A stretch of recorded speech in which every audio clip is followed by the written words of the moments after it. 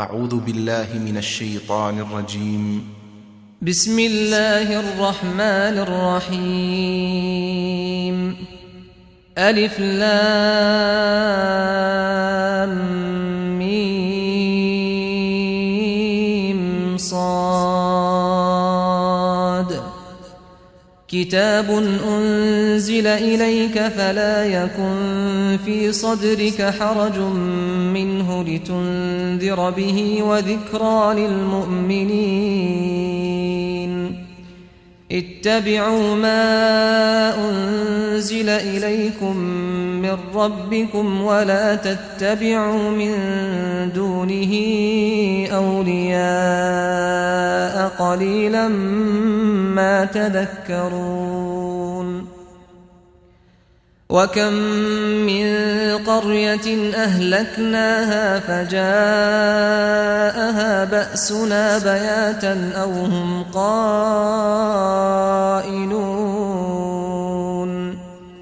فما كان دعواهم إذ جاءهم بأسنا إلا أن قالوا إنا كنا ظالمين. فلنسألن الذين أرسل إليهم ولنسألن المرسلين. فلنقصن عليهم بعلم وما كنا غائبين. والوزن يومئذ الحق فمن ثقلت موازينه فأولئك هم المفلحون. ومن خفت موازينه فأولئك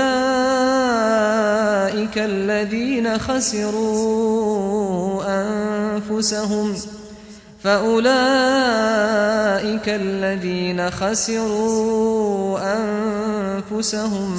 بما كانوا بآياتنا يظلمون.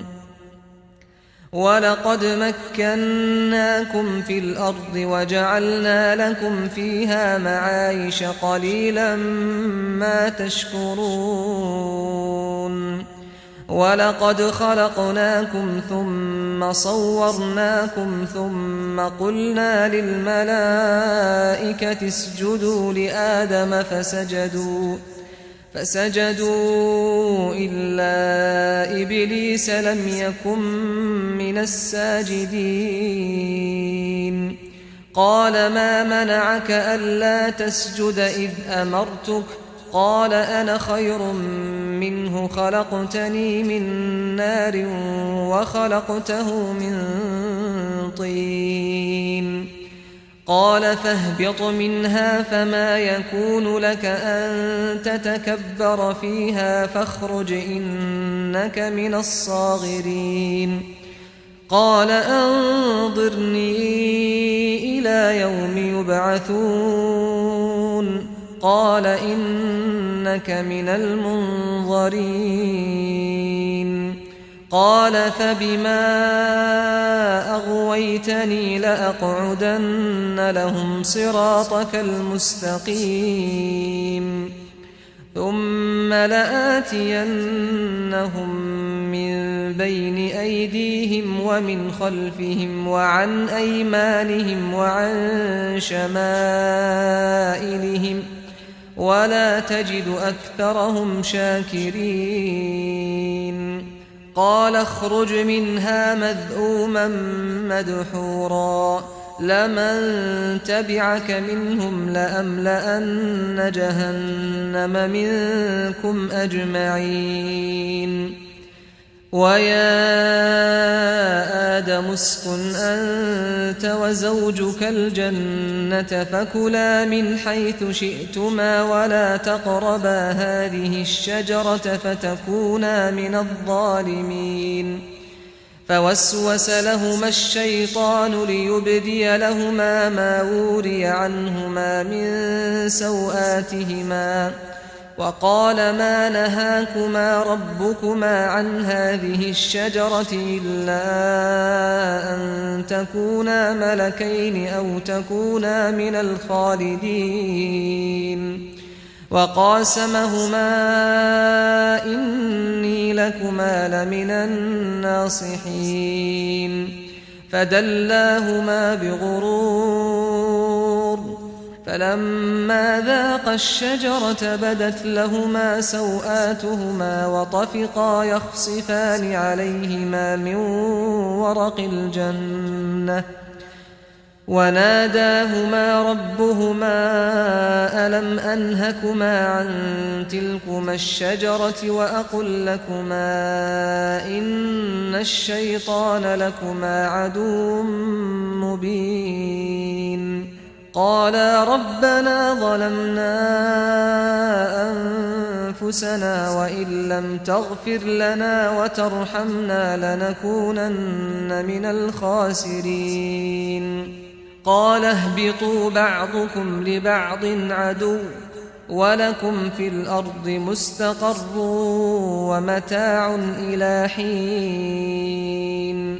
قال فيها تحيون وفيها تموتون ومنها تخرجون يا بني آدم قد أنزلنا عليكم لباسا يواري سوآتكم وريشا ولباس التقوى ذلك خير ذلك من آيات الله لعلهم يذكرون يا بني آدم لا يفتننكم الشيطان كما أخرج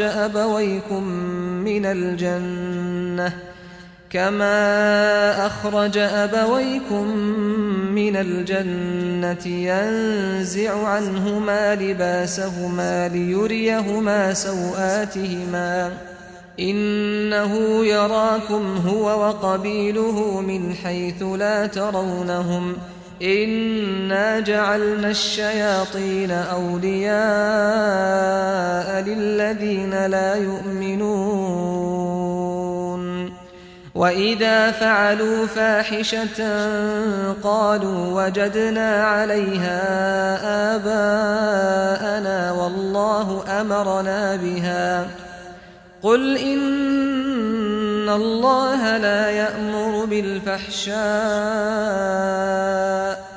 أتقولون على الله ما لا تعلمون قل أمر ربي بالقسط وأقيموا وجوهكم عند كل مسجد وادعوه مخلصين له الدين كما بدأكم تعودون فريقا هدى وفريقا حق عليهم الضلالة إنهم اتخذوا الشياطين أولياء من دون الله ويحسبون أنهم مهتدون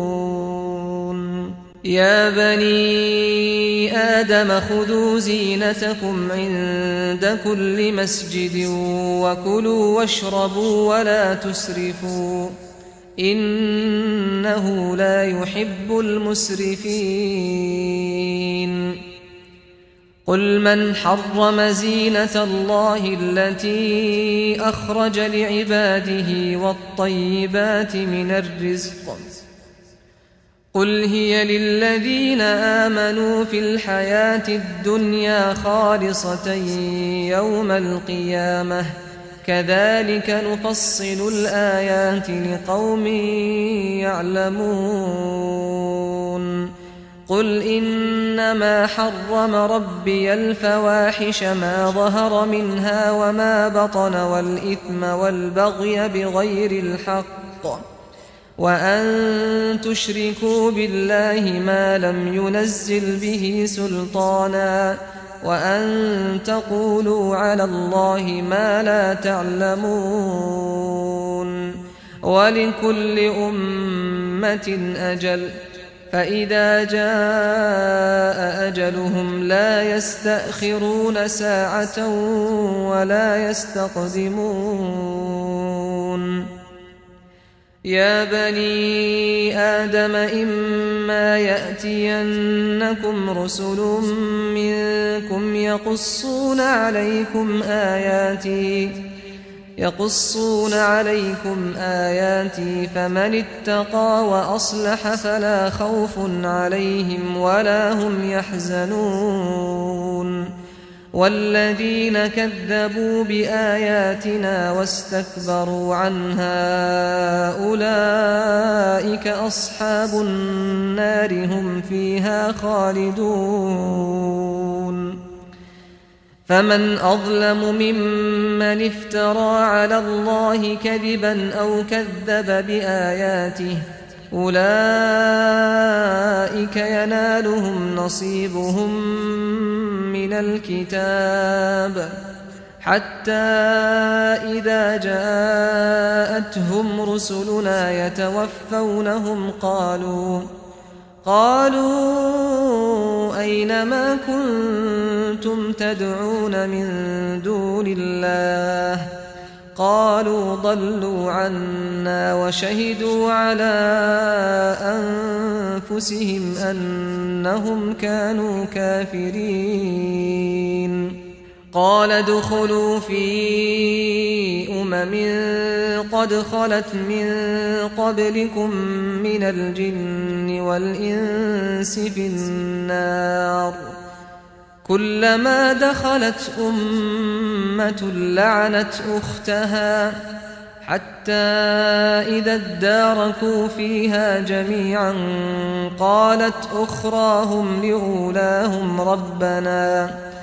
قالت أخراهم لأولاهم ربنا هؤلاء أضلونا فآتهم عذابا ضعفا من النار قال لكل ضعف ولكن لا تعلمون وقالت أولاهم لأخراهم فما كان لكم علينا من فضل فذوقوا العذاب بما كنتم تكسبون إن الذين كذبوا بآياتنا واستكبروا عنها لا تفتح لهم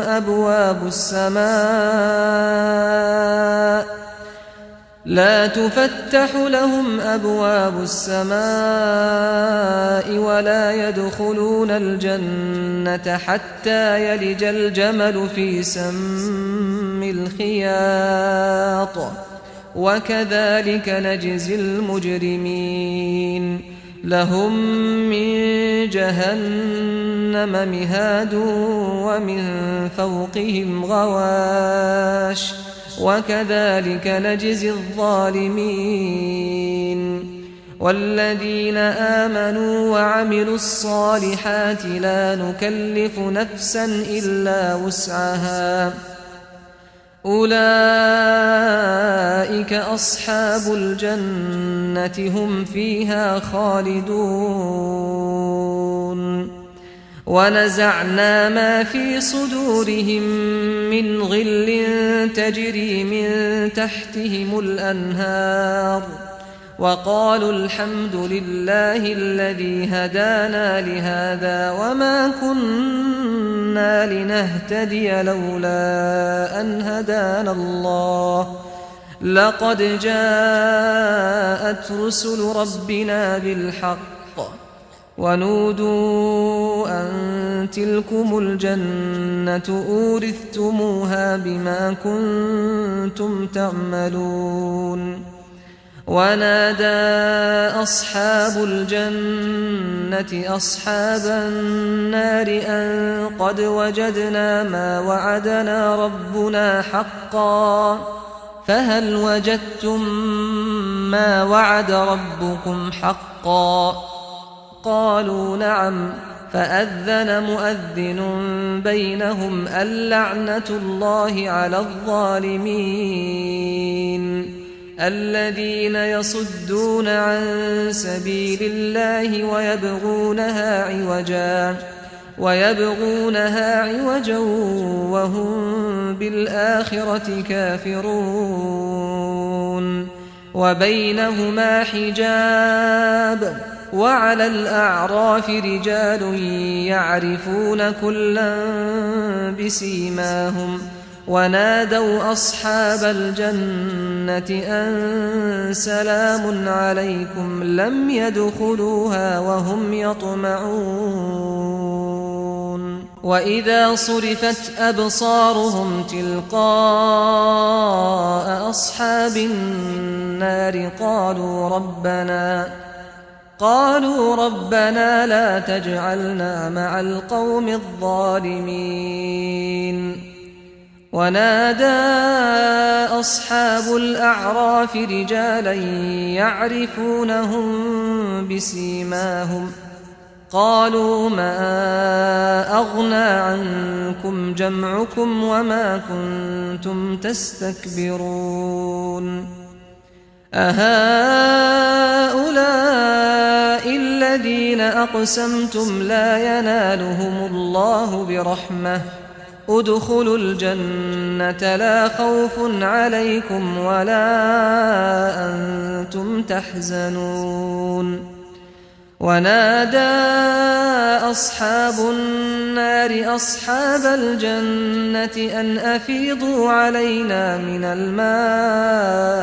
أو مما رزقكم الله قالوا إن الله حرمهما على الكافرين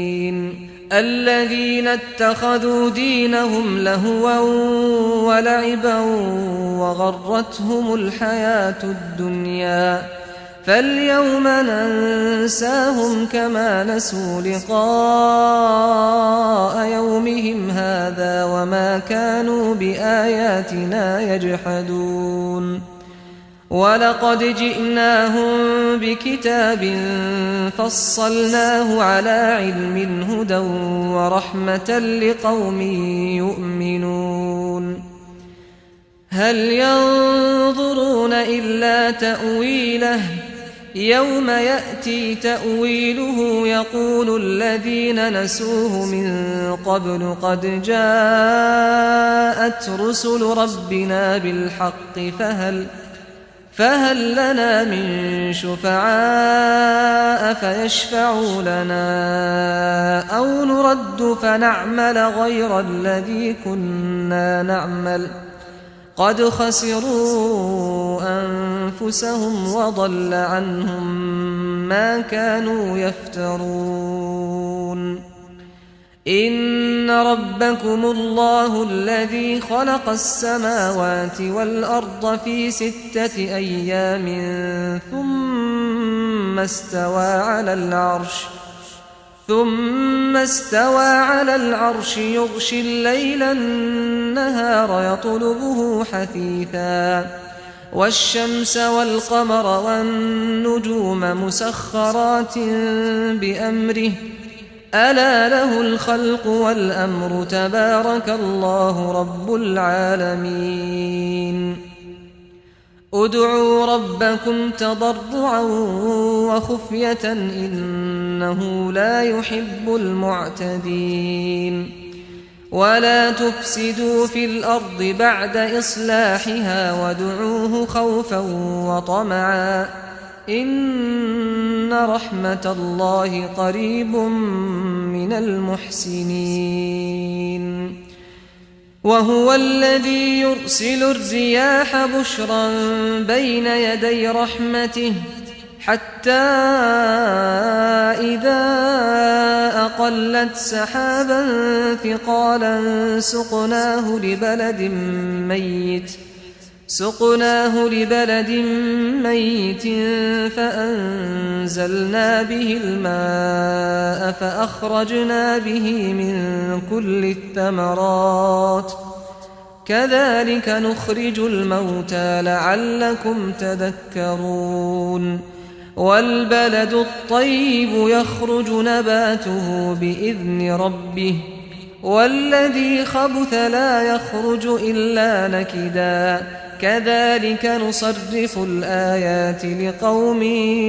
يشكرون لقد أرسلنا نوحا إلى قومه فقال يا قوم اعبدوا الله ما لكم من إله غيره إني أخاف عليكم عذاب يوم عظيم قال الملأ من قومه إنا لنراك في ضلال مبين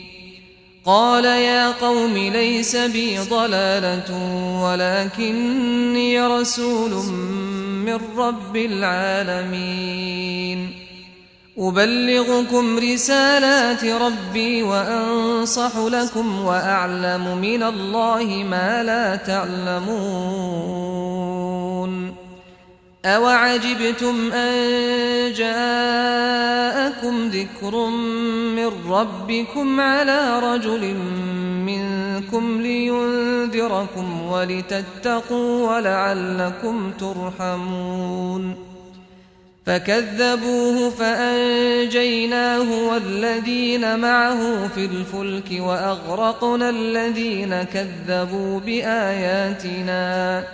إنهم كانوا قوما عمين وإلى عاد أخاهم هودا قال يا قوم اعبدوا الله ما لكم من إله غيره أفلا تتقون قال الملأ الذين كفروا من قومه إنا لنراك في سفاهة وإنا لنظنك من الكاذبين قال يا قوم ليس بي سفاهة ولكني رسول من رب العالمين أبلغكم رسالات ربي وأنا لكم ناصح أمين أوعجبتم أن جاءكم ذكر من ربكم على رجل منكم لينذركم واذكروا إذ جعلكم خلفاء من بعد قوم نوح وزادكم في الخلق بسطة فاذكروا آلاء الله لعلكم تفلحون قالوا أجئتنا لنعبد الله وحده ونذر ما كان يعبد آباؤنا فأتنا بما تعدنا إن كنت من الصادقين قال قد وقع عليكم من ربكم رجس وغضب أتجادلونني في أسماء سميتموها أنتم وآباؤكم ما نزل الله بها من سلطان فانتظروا إني معكم من المنتظرين فأنجيناه والذين معه برحمة منا وقطعنا دابر الذين كذبوا بآياتنا وما كانوا مؤمنين وإلى ثمود أخاهم صالحا قال يا قوم اعبدوا الله ما لكم من إله غيره قد جاءتكم بينة من ربكم هذه ناقة الله لكم آية فذروها تأكل في أرض الله ولا تمسوها بسوء فيأخذكم عذاب أليم واذكروا إذ جعلكم خلفاء من بعد عاد وبوأكم في الأرض تتخذون من سهولها قصورا وتنحتون الجبال بيوتا فاذكروا آلاء الله ولا تعثوا في الأرض مفسدين قال الملأ الذين استكبروا من قومه للذين استضعفوا لمن آمن منهم أتعلمون أن صالحا مرسل من ربه قالوا إنا بما أرسل به مؤمنون قال الذين استكبروا إنا بالذي آمنتم به كافرون فعقروا الناقة وعتوا عن أمر ربهم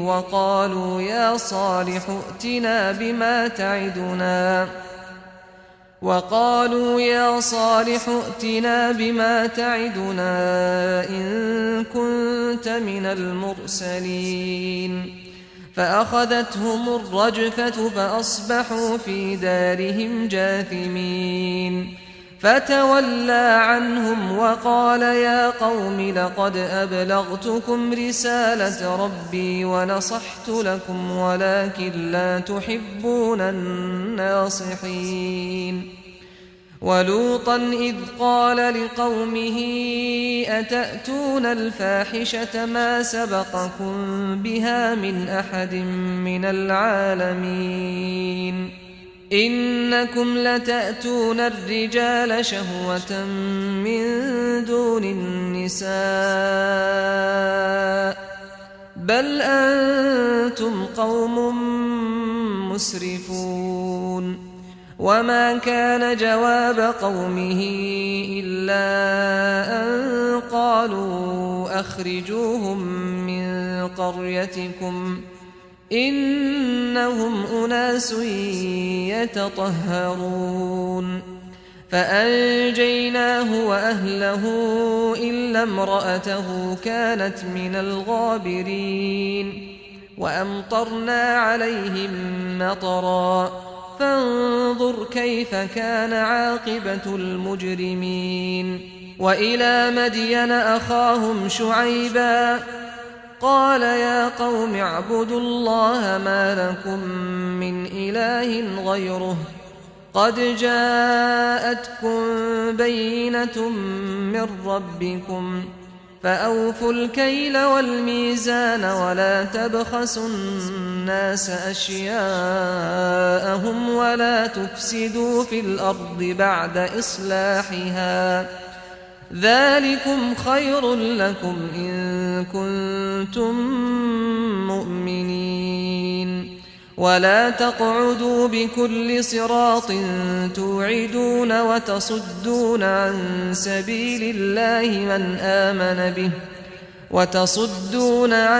سبيل الله من آمن به وتبغونها عوجا واذكروا إذ كنتم قليلا فكثركم وانظروا كيف كان عاقبة المفسدين وإن كان طائفة منكم آمنوا بالذي أرسلت به وطائفة لم يؤمنوا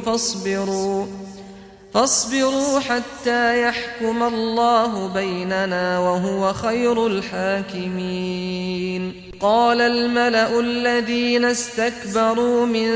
قومه لنخرجنك يا شعيب والذين آمنوا معك من قريتنا أو لتعودن في ملتنا قال أولو كنا كارهين قد افترينا على الله كذبا إن عدنا في ملتكم بعد إذ نجانا الله منها وما يكون لنا أن نعود فيها إلا أن يشاء الله ربنا وسع ربنا كل شيء علما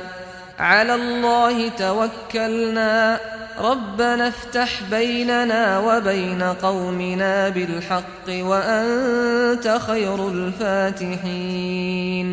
وقال الملأ الذين كفروا من قومه لئن اتبعتم شعيبا إنكم إذا لخاسرون فأخذتهم الرجفة فأصبحوا في دارهم جاثمين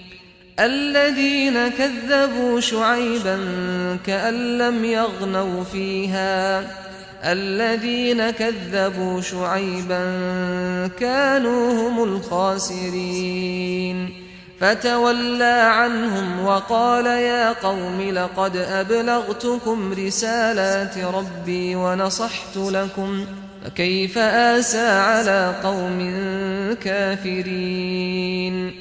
وما أرسلنا في قرية من نبي إلا أخذنا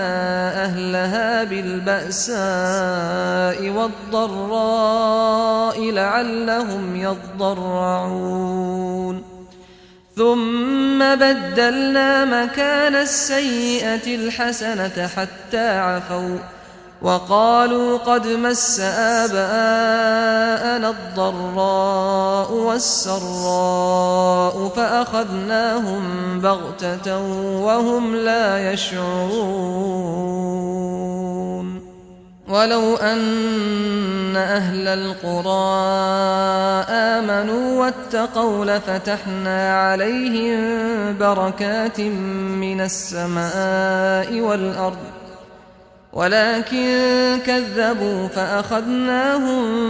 بما كانوا يكسبون أفأمن أهل القرى أن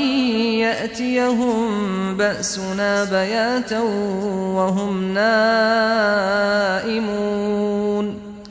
أوأمن أهل القرى أن يأتيهم بأسنا ضحى وهم يلعبون أفأمنوا مكر الله فلا يأمن مكر الله إلا القوم الخاسرون أولم يهد للذين يرثون الأرض من بعد أهلها أن لو نشاء أصبناهم بذنوبهم ونطبع على قلوبهم فهم لا يسمعون تلك القرى نقص عليك من أنبائها ولقد جاءتهم رسلهم بالبينات فما كانوا ليؤمنوا بما كذبوا من قبل كذلك يطبع الله على قلوب الكافرين وما وجدنا لأكثرهم من عهد وإن وجدنا أكثرهم لفاسقين ثم بعثنا من بعدهم موسى بآياتنا إلى فرعون وملئه فظلموا بها فانظر كيف كان عاقبة المفسدين وقال موسى يا فرعون إني رسول من رب العالمين حقيق على أن لا أقول على الله إلا الحق قد جئتكم ببينة من ربكم فأرسل معي بني إسرائيل قال إن كنت جئت بآية فأت بها إن كنت من الصادقين فألقى عصاه فإذا هي ثعبان مبين ونزع يده فإذا هي بيضاء للناظرين قال الملأ من قوم فرعون إن هذا لساحر عليم يريد أن يخرجكم من أرضكم فماذا تأمرون قالوا أرجه وأخاه وأرسل في المدائن حاشرين يأتوك بكل ساحر عليم وجاء السحرة فرعون قالوا إن لنا لأجرا إن كنا نحن الغالبين قال نعم وإنكم لمن المقربين قالوا يا موسى إما أن تلقي وإما أن نكون نحن الملقين قال ألقوا فلما ألقوا سحروا أعين الناس واسترهبوهم وجاءوا بسحر عظيم وأوحينا إلى موسى أن ألق عصاك فإذا هي تلقف ما يأفكون فوقع الحق وبطل ما كانوا يعملون فغلبوا هنالك وانقلبوا صاغرين وألقي السحرة ساجدين قالوا آمنا برب العالمين رب موسى وهارون قال فرعون آمنتم به قبل أن آذن لكم إن هذا لمكر مكرتموه في المدينة لتخرجوا منها أهلها فسوف تعلمون لأقطعن أيديكم وأرجلكم من خلاف ثم لأصلبنكم أجمعين قالوا إنا إلى ربنا منقلبون وما تنقم منا إلا أن آمنا بآيات ربنا لما جاءتنا ربنا أفرغ علينا صبرا وتوفنا مسلمين وقال الملأ من قوم فرعون أتذر موسى وقومه ليفسدوا في الأرض ويذرك وآلهتك قال سنقتل أبناءهم ونستحيي نساءهم وإنا فوقهم قاهرون قال موسى لقومه استعينوا بالله واصبروا إن الأرض لله يورثها من يشاء من عباده والعاقبة للمتقين قالوا أوذينا من قبل أن تأتينا ومن بعد ما جئتنا قال عسى ربكم أن يهلك عدوكم ويستخلفكم في الأرض فينظر كيف تعملون ولقد أخذنا آل فرعون بالسنين ونقص من الثمرات لعلهم يذكرون فإذا جاءتهم الحسنة قالوا لنا هذه وإن تصبهم سيئة يطيروا بموسى ومن معه ألا إنما طائرهم عند الله ولكن أكثرهم لا يعلمون وقالوا مهما تأتنا به من آية لتسحرنا بها فما نحن لك بمؤمنين فأرسلنا عليهم الطوفان والجراد والقمل والضفادع والدم آيات مفصلات فاستكبروا وكانوا قوما مجرمين ولما وقع عليهم الرجز قالوا يا موسى ادع لنا ربك بما عهد عندك لئن كشفت عنا الرجز لنؤمنن لك ولنرسلن معك بني إسرائيل فلما كشفنا عنهم الرجز إلى أجل هم بالغوه إذا هم ينكثون فانتقمنا منهم فأغرقناهم في اليم بأنهم كذبوا بآياتنا وكانوا عنها غافلين وأورثنا القوم الذين كانوا يستضعفون مشارق الأرض ومغاربها التي باركنا فيها وتمت كلمة ربك الحسنى على بني إسرائيل بما صبروا ودمرنا ما كان يصنع فرعون وقومه وما كانوا يعرشون وجاوزنا ببني إسرائيل البحر فأتوا على قوم يعكفون على أصنام لهم قالوا يا موسى اجعل لنا إلها كما لهم آلهة قال إنكم قوم تجهلون إن هؤلاء متبر ما هم فيه وباطل ما كانوا يعملون قال أغير الله أبغيكم إلها وهو فضلكم على العالمين وإذ أنجيناكم من آل فرعون يسومونكم سوء العذاب يقتلون أبناءكم ويستحيون نساءكم وفي ذلكم بلاء من ربكم عظيم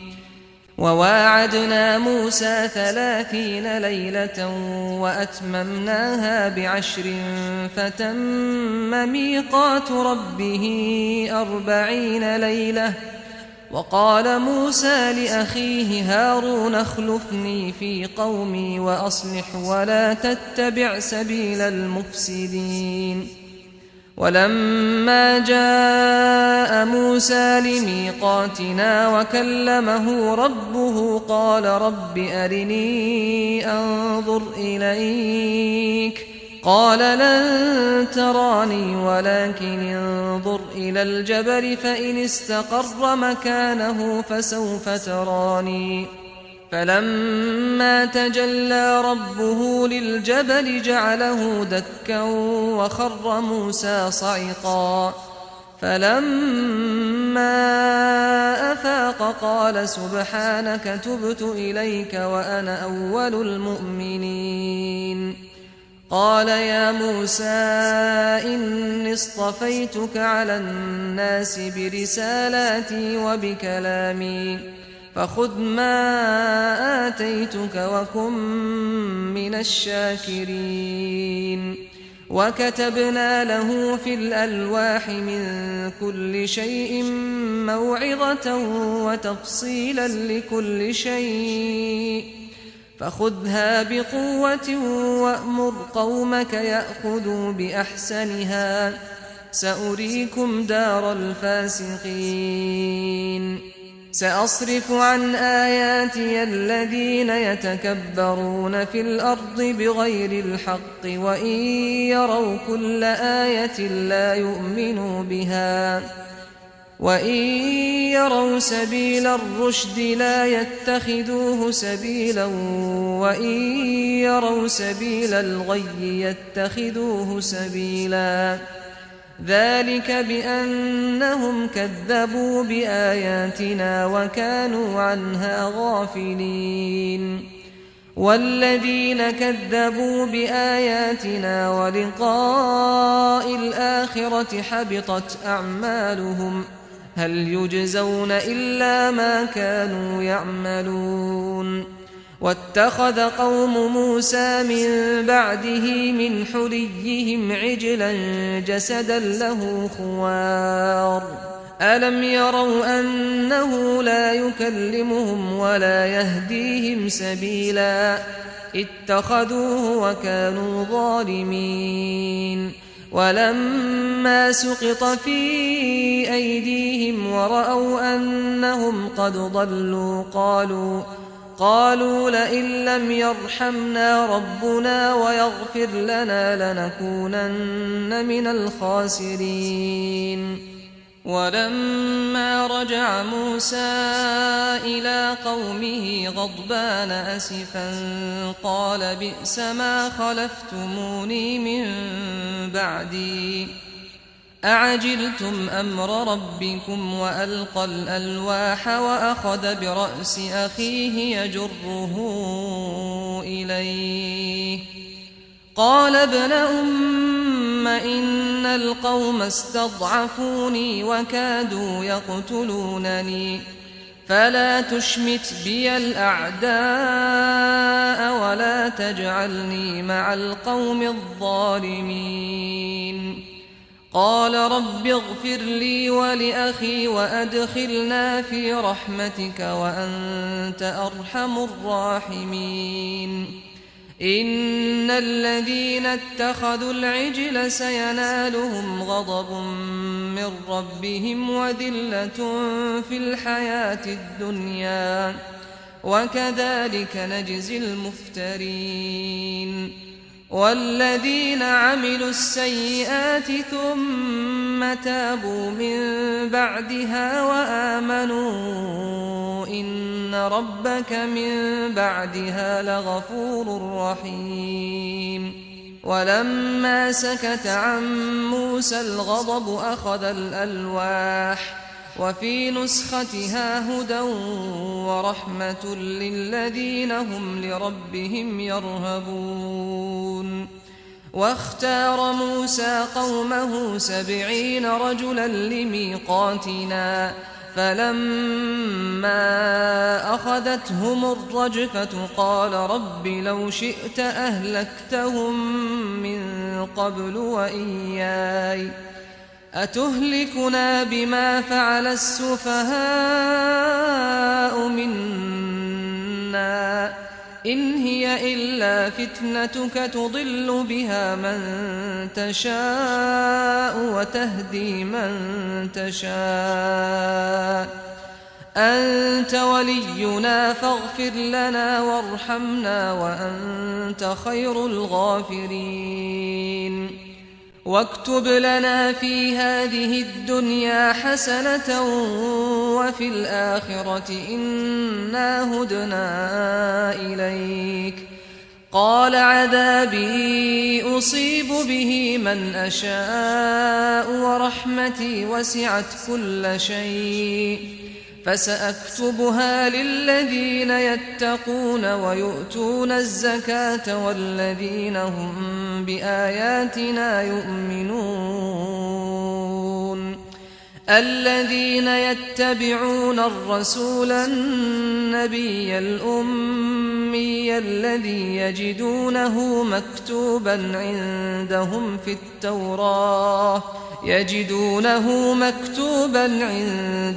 في التوراة والإنجيل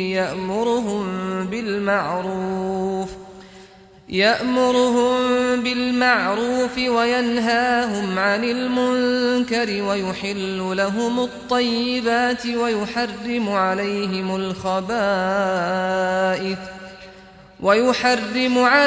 الخبائث ويضع عنهم إصرهم والأغلال التي كانت عليهم فالذين آمنوا به وعزروه ونصروه واتبعوا النور الذي أنزل معه أولئك هم المفلحون قل يا أيها الناس إني رسول الله إليكم جميعا الذي له ملك السماوات والأرض لا إله إلا هو يحيي ويميت فآمنوا بالله ورسوله النبي الأمي الذي يؤمن بالله وكلماته واتبعوه لعلكم تهتدون ومن قوم موسى أمة يهدون بالحق وبه يعدلون وقطعناهم 12 أسباطا أمما وأوحينا إلى موسى إذ استسقاه قومه أن اضرب بعصاك الحجر فانبجست منه 12 عينا قد علم كل أناس مشربهم وظللنا عليهم الغمام وأنزلنا عليهم المن والسلوى كلوا من طيبات ما رزقناكم وما ظلمونا ولكن كانوا أنفسهم يظلمون وإذ قيل لهم اسكنوا هذه القرية وكلوا منها حيث شئتم وقولوا حطة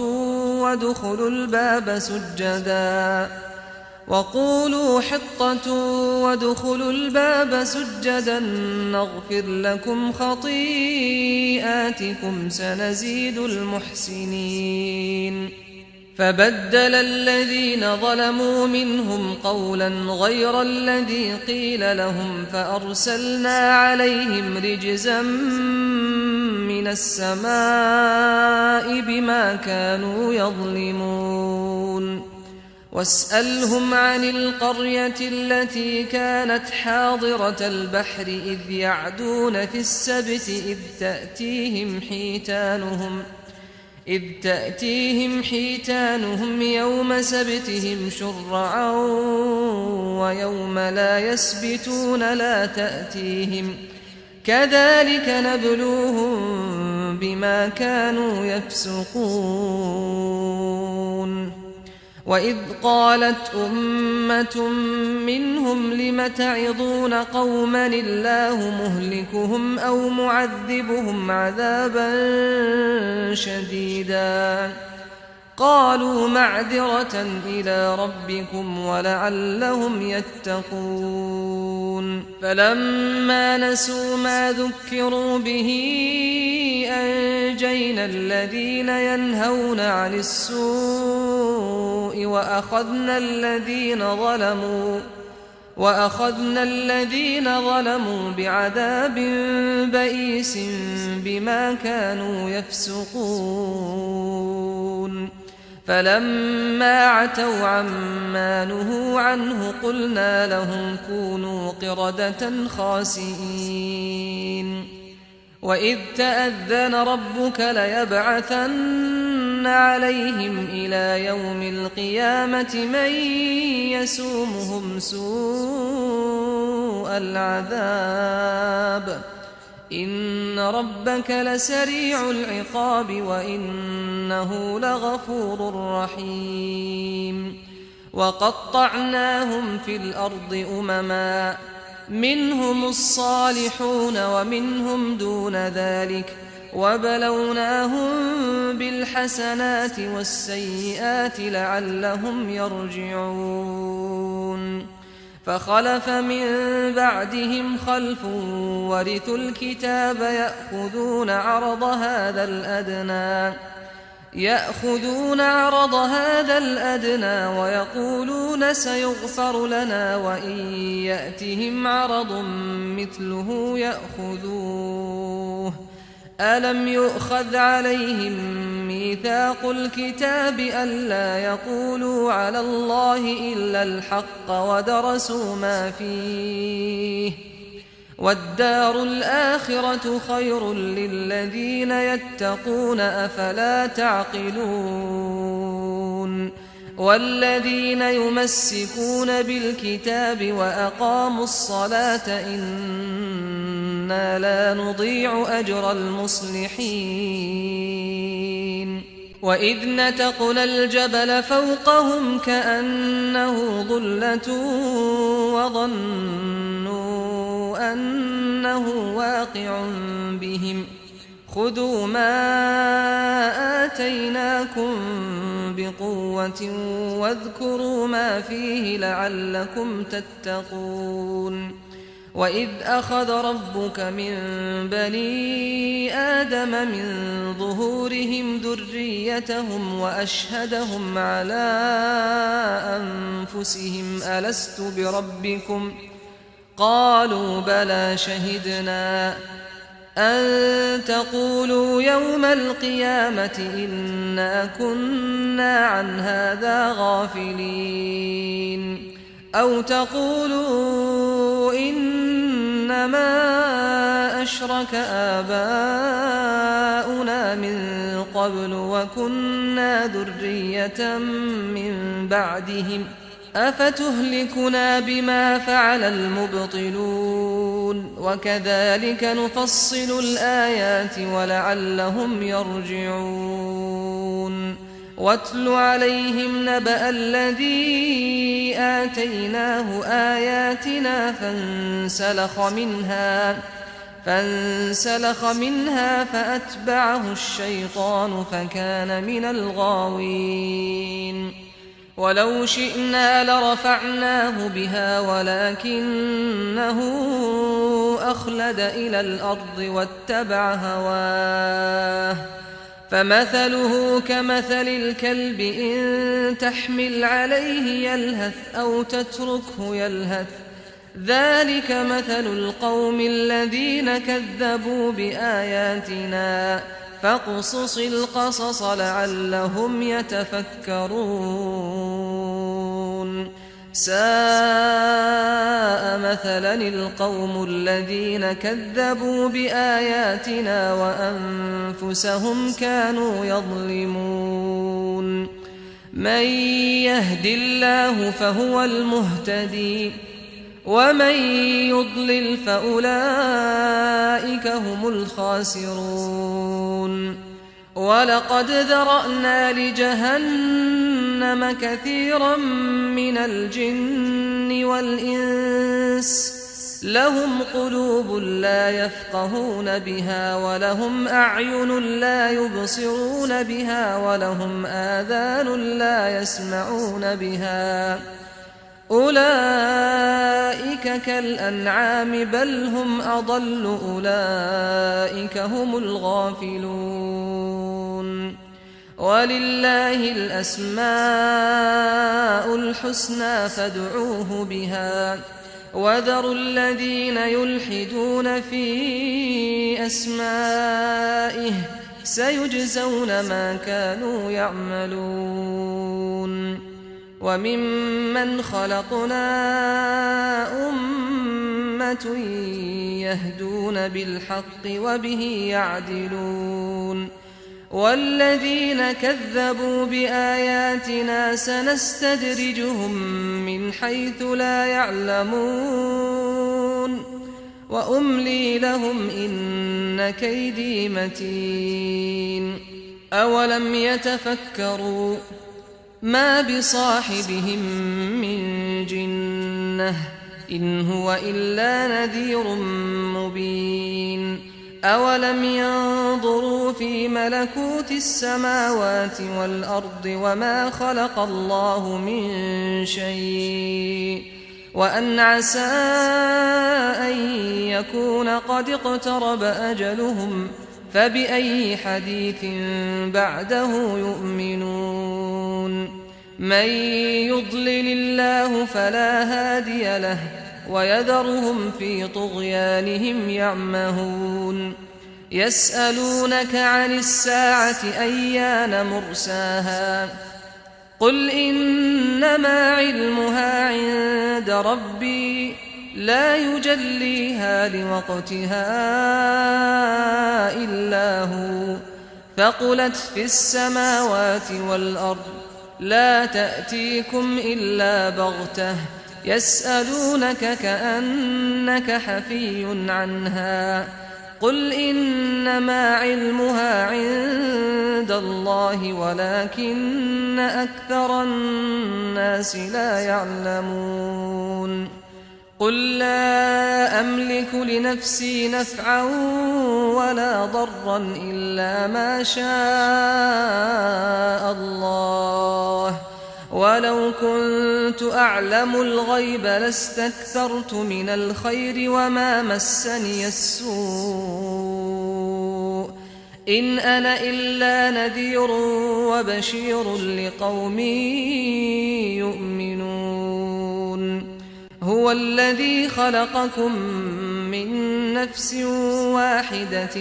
وجعل منها زوجها ليسكن إليها فلما تغشاها حملت حملا خفيفا فمرت به فلما أثقلت دعوا الله ربهما لئن آتيتنا صالحا لنكونن من الشاكرين فلما آتاهما صالحا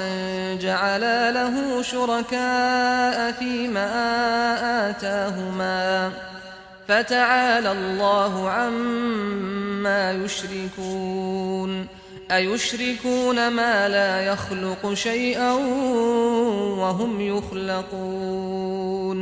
ولا يستطيعون لهم نصرا ولا أنفسهم ينصرون وإن تدعوهم إلى الهدى لا يتبعوكم سواء عليكم أدعوتموهم أم أنتم صامتون إن الذين تدعون من دون الله عباد أمثالكم فادعوهم فليستجيبوا لكم إن كنتم صادقين ألهم أرجل يمشون بها أم لهم أيدي يبطشون بها أم لهم أعين يبصرون بها أم لهم آذان يسمعون بها قل ادعوا شركاءكم ثم كيدون فلا تنظرون إن وليي الله الذي نزل الكتاب وهو يتولى الصالحين والذين تدعون من دونه لا يستطيعون نصركم ولا أنفسهم ينصرون وإن تدعوهم إلى الهدى لا يسمعوا وتراهم ينظرون إليك وهم لا يبصرون خذ العفو وأمر بالعرف وأعرض عن الجاهلين وإما ينزغنك من الشيطان نزغ فاستعذ بالله إنه سميع عليم إن الذين اتقوا إذا مسهم طائف من الشيطان تذكروا فإذا هم مبصرون وإخوانهم يمدونهم في الغي ثم لا يقصرون وإذا لم تأتهم بآية قالوا لولا اجتبيتها قل إنما أتبع ما يوحى إلي من ربي هذا بصائر من ربكم وهدى ورحمة لقوم يؤمنون وإذا قرئ القرآن فاستمعوا له وأنصتوا لعلكم ترحمون واذكر ربك في نفسك تضرعا وخيفة ودون الجهر من القول بالغدو والآصال بالغدو والآصال ولا تكن من الغافلين إن الذين عند ربك لا يستكبرون عن عبادته ويسبحونه وله يسجدون